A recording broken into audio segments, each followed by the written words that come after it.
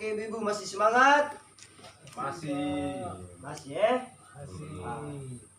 Walaupun jam sudah siang begini, matahari juga panas seperti ini, kita tetap bersemangat ya.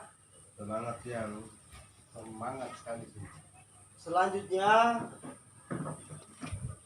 kita akan sama-sama membahas terkait bagaimana menyusun anggaran di dalam rumah tangga kita masing-masing. Saya yakin dan percaya bahwa tidak semua pengeluaran selalu harus dipenuhi, terlebih jika pendapatan terbatas. Benar tidak Ibu? Benar, Pak. Jadi semangat lagi, ke suaranya terlalu kecil. Benar tidak Ibu? Benar. Oke. Oleh karena itu, kalau memang pengalaman kita seharian di rumah seperti itu, harapan kami bahwa kita lebih berhemat. Kita upayakan supaya hidup kita lebih hemat lagi. Kemudian ibu-ibu juga harus bisa membedakan antara kebutuhan dan keinginan. Apa perbedaan kebutuhan dan keinginan ibu-ibu? Perbedaan antara kebutuhan dan keinginan. Tahu tidak ibu-ibu? Tidak tahu, Pak. Tidak tahu, Pak. Oke, kalau memang tidak tahu, mari sama-sama kita lihat brosur ini.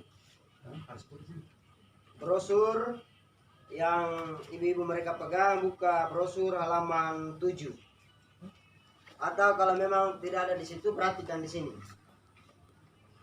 Ya, di sini diperlihatkan beberapa gambar yang berada pada kolom kebutuhan. Ada juga beberapa gambar yang berada di dalam kolom keinginan. Nah, perlu ibu-ibu ketahui bahwa antara kebutuhan dan keinginan itu ada perbedaannya. Kebutuhan dan keinginan itu ada apa? Antara kebutuhan dan keinginan itu pasti ada perbedaan, benar.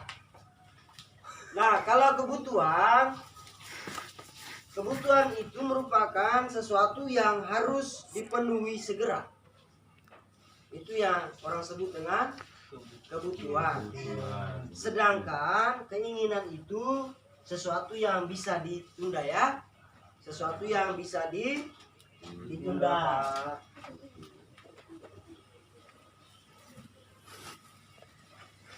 Terkait dengan kebutuhan, kalau memang sesuatu itu kita tidak bisa penuhi atau dia tidak bisa dipenuhi, maka kelangsungan hidup kita juga pun akan terganggu. Itu namanya kebutuhan. Sedangkan keinginan itu dia tidak berpengaruh sekali akan kelangsungan hidup kita. Bisa paham ibu-ibu?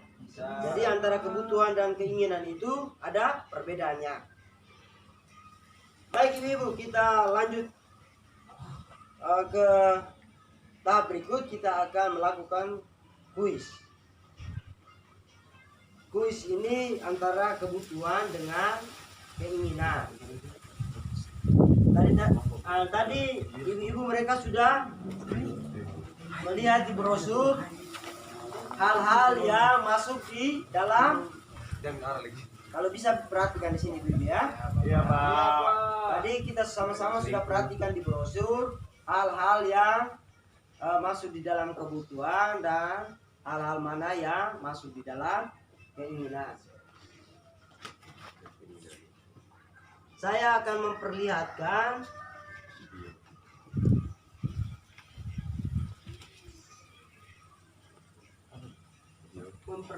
di sini. Kalau bisa kita semua perhatikan ya. Di sini jenis pengeluaran. Ada beberapa jenis pengeluaran.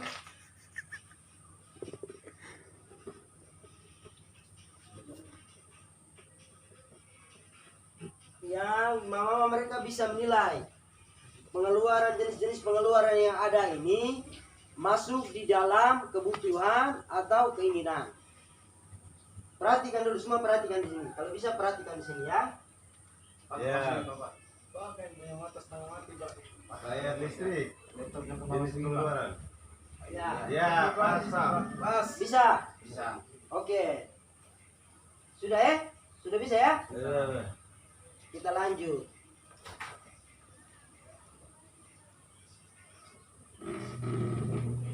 Nah, setelah ibu-ibu perhatikan brosur tadi, sekarang saya mengajak ibu-ibu untuk melakukan kuisnya.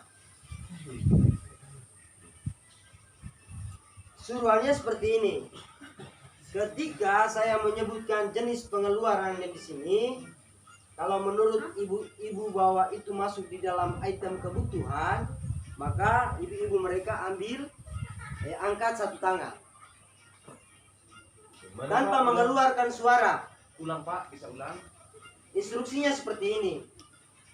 Ketika saya menyebutkan jenis pengeluaran, dan jika mama-mama mereka, ibu-ibu mereka merasa bahwa jenis pengeluaran ini masuk di dalam item kebutuhan, maka mama-mama mereka angkat satu tangan. Seperti ini, angkat seperti ini. Bisa. Bisa juga bisa. Kalau item jenis kebutuhan yang saya sebutkan ini masuk di dalam keinginan, maka mama-mama mereka, ibu-ibu mereka angkat dua tangan. Seperti ini. Ya. Bisa paham? Bisa. Oke. Sekarang jadi nanti apa yang dijawab oleh ibu-ibu saya akan tulis di kertas A1 ini. Ya. Di sini ada kolom kebutuhan dan keinginan. Bisa ya?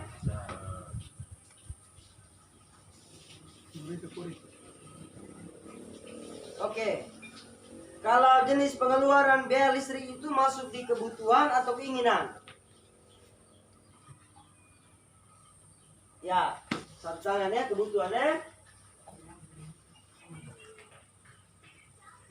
Bayar listrik. Ya.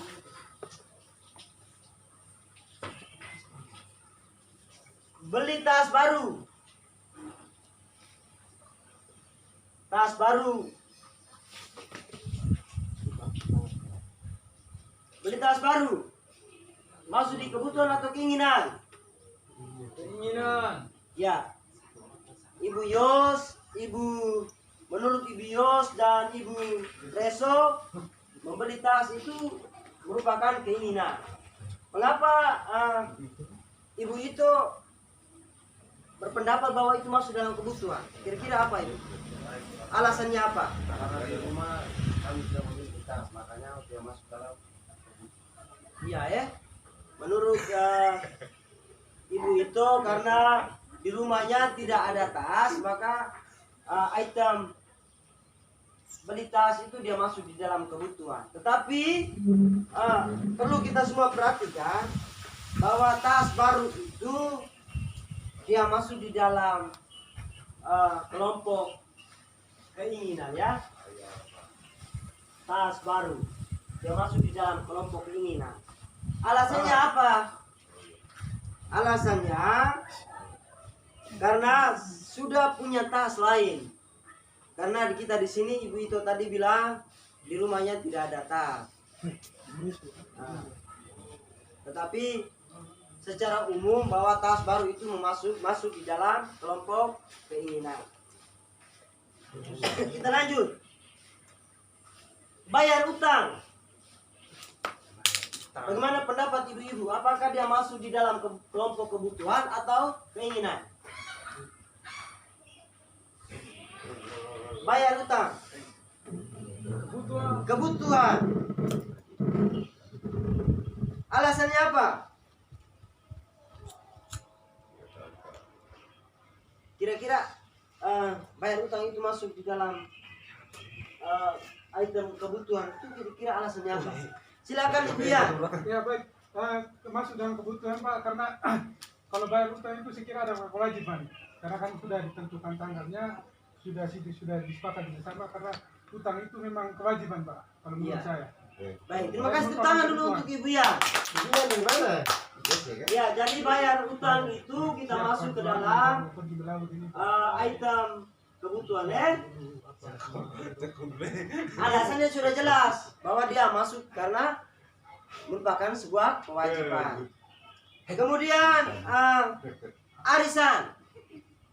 Apakah arisan itu masuk di dalam item kebutuhan atau keinginan? Arisan. Ya, Ibu Yan. Itu kebutuhan, Pak. Kebutuhan. Ya. Karena kalau sudah kita dapat, tidak mungkin kita tidak store lagi, Pak. Kalau untuk arisan itu, kita harus bayar sesuai yang tanggal yang sudah ditentukan. Iya, benar ya. Ya, wajib juga, Pak. Jadi arisan itu juga masuk di dalam item kebutuhan. Selanjutnya rokok. Oh iya, salah. Kalau ibu-ibu biasanya suami di rumah itu minta beli rokok. Kira-kira kasih keluar ibu kasih keluar uang untuk suami beli rokok itu masuk di dalam kebutuhan atau keinginan? Kebutuhan atau keinginan? Keinginan. Keinginan, Pak. Keinginan. Benar ya? Rokok itu masuk di dalam keinginan. Kemudian hal lain lagi, pulsa telepon. Pulsa telepon. Pulsa telepon. Apa Yos? Keinginan. Ya. Pulsa telepon itu kenapa masuk di dalam keinginan menurut Pak Yos? Kan bisa ditunda Pak, kalau tidak ada pulsa telepon kan kita masih bisa pakai motor, bisa tahu keluarga, ada anak kami di Jawa Pak.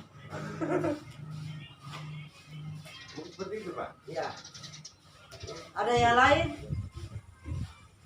Ya. Jangan perlu. Pak Ian, menurut Pak Ian pulsa telepon juga termasuk di dalam kebutuhan. Kira-kira alasannya apa Pak Ian? Kalau saya mungkin kebutuhan, Pak, karena saya kami usaha tuh, Pak. Iya. Jadi kalau misalnya kalau butuh orang itu saya harus kebutuhan itu, Pak. Kalau saya harus telepon untuk barang itu, untuk barang datang atau bisa barang itu, saya kira itu masuk di kebutuhan, Pak. Ya, Jadi jawaban Ibu Ian dengan Ibu Yos itu juga benar.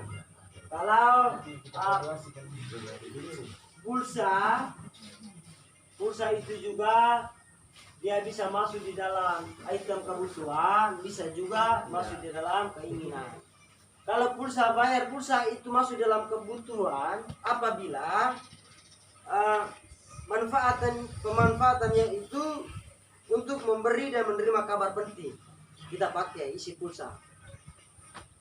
Kalau masuk di dalam keinginan apabila beli pulsa habis, gunakan ke hal-hal yang tidak berkepentingan. Baik, sampai di sini kira-kira ibu-ibu mereka sudah bisa paham? Paham. Oke. Jadi dengan kegiatan kita seperti ini, ibu-ibu mereka sudah bisa membedakan hal-hal mana yang masuk di dalam kebutuhan, hal-hal mana yang masuk di dalam keinginan. Jadi pada intinya bahwa masing-masing orang itu memiliki perbedaan. Masing-masing kita antara ibu-ibu dengan saya pasti memiliki perbedaan. Kebutuhan dan keinginan tergantung pada situasi dan kondisi kita masing-masing. Kebutuhan seseorang belum tentu merupakan kebutuhan bagi orang lain. Begitupun keinginan. Kalau menurut saya keinginan, menurut orang lain itu kebutuhan, berbeda. Kemudian perlu juga ibu-ibu mereka pahami, kita lihat juga dengan fungsinya, bahwa pengeluaran yang bisa menghasilkan uang dan sudah direncanakan dengan baik, misalnya membeli lemari untuk jual es, kita bisa dapat putaran uang. Iya. Lalu perlu juga ibu-ibu mereka perhatikan terkait dengan arisan. Sebelum menentukan untuk menjadi anggota arisan, ingatlah bahwa arisan merupakan kebutuhan. Jadi arisan itu masuk di dalam kebutuhan seperti ini.